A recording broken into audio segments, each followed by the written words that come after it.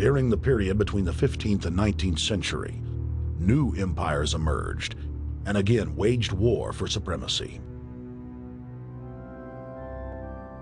The nobility, as well as the thriving merchant class, were financed by a handful of private banks.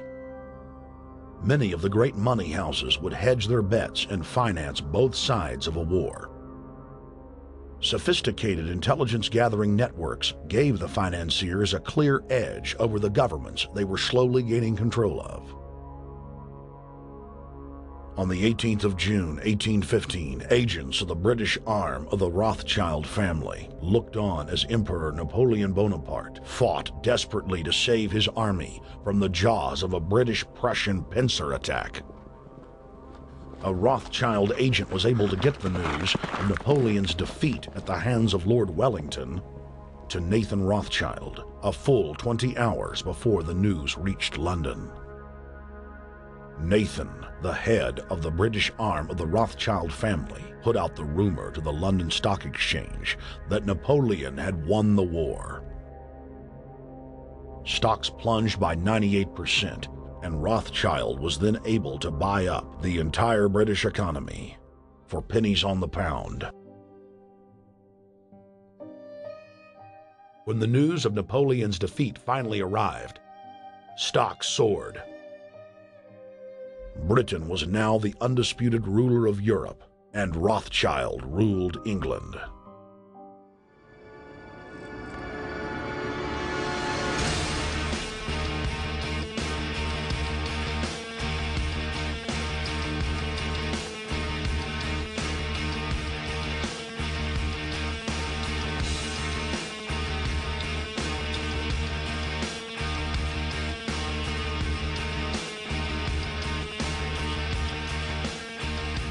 Dr. Carol Quigley, professor from Georgetown University, who was also President Clinton's mentor, said in his book, Tragedy and Hope, the powers of financial capitalism had a far-reaching aim, nothing less than to create a world system of financial control in private hands, able to dominate the political system of each country and the economy of the world as a whole.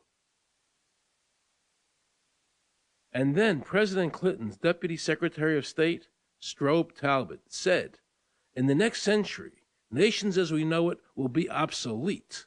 All states will recognize a single global authority.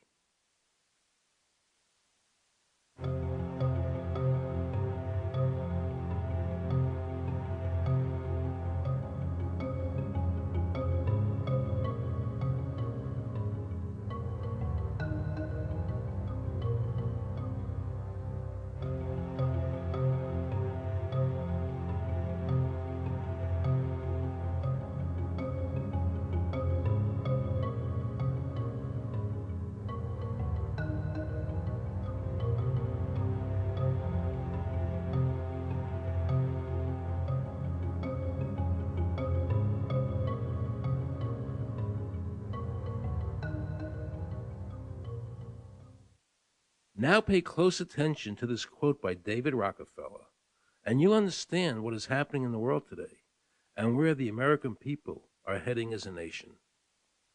We are grateful to the Washington Post, the New York Times, Time Magazine, and other great publications whose directors have attended our meetings and respected their promises of discretion for almost 40 years.